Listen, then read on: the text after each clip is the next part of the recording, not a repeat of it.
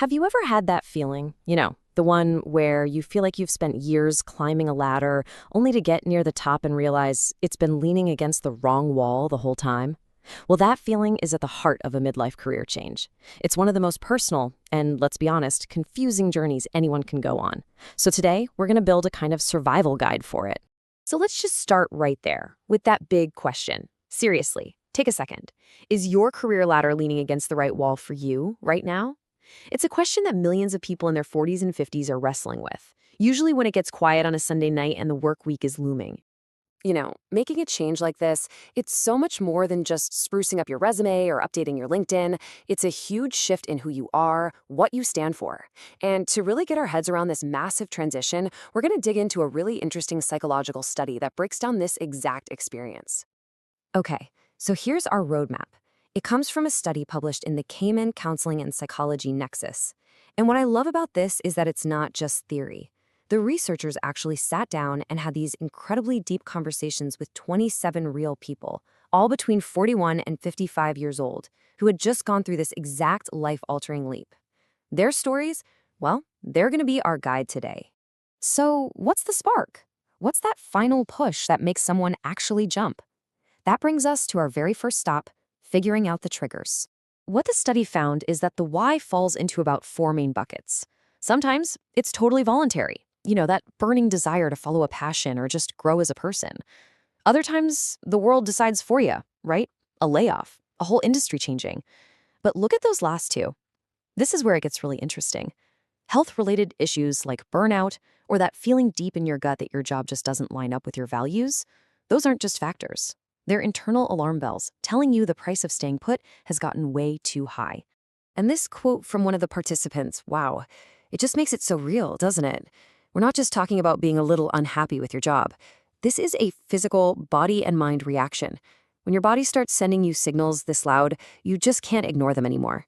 It becomes the ultimate reason to change.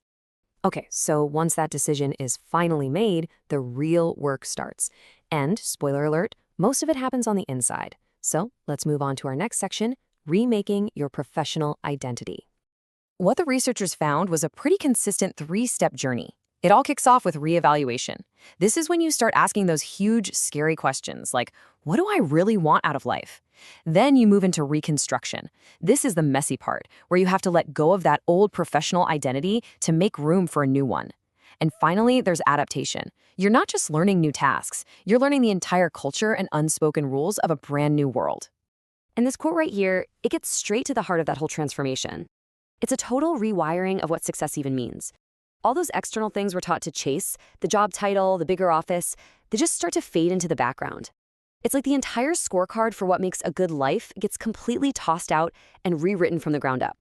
Now, while all this internal chaos is going on, there's this other incredibly powerful psychological force that's making everything feel way more intense. So let's zoom out for a second. We need to talk about the universal theory that explains so much of this experience, the inescapable comparison game.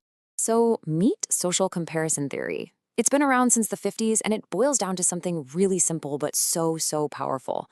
We figure out how we're doing in life by looking at what everyone else is doing. It's just a fundamental human drive.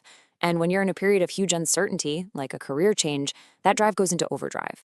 And we tend to do this in two main ways. First, there's upward comparison. That's when you look at people you think are better off. Now, this can be a great motivator, right? But it can also absolutely crush your self-esteem. Then there's downward comparison, the opposite. You look at people you see as worse off, and that usually gives you a little boost of gratitude and makes you feel better about your own situation. Okay, now let's plug this right back into our midlife career changer. Just think about it for a second. You're constantly comparing yourself to your old self, the expert who knew everything. You're looking at your former colleagues on LinkedIn who are still climbing that ladder you just jumped off of. And all around you are new, often younger peers who seem like they're light years ahead. The comparison is just relentless, and it's coming from every single direction. So, you've navigated the triggers, you've survived the identity crisis, and you've somehow managed the nonstop comparison game. So what happens next? Where do you land? This brings us to our final, and I think most hopeful section, growing into a new you. So what's waiting on the other side of this incredibly tough journey? Well, the Cayman study found that the outcomes are truly transformative. And we're talking about so much more than just, I like my new job. People reported a profound increase in self-awareness and resilience. They felt empowered, like they were finally in the driver's seat of their own lives. They had a whole new perspective on things, and even a more positive view on aging itself. And this final quote, man, it just says it all, doesn't it? The journey, as hard as it is, ends up being this incredible process of self-discovery. By forcing yourself to step away from everything that was comfortable and familiar, you uncover strengths and skills you never ever knew you had. In the end, it turns out the change wasn't just about finding a new career, it was about finding a new you. Which really leaves us with this one big thought to chew on. The whole journey we just talked about is really about escaping someone else's definition of success, all while battling our own brain's hardwired need to compare.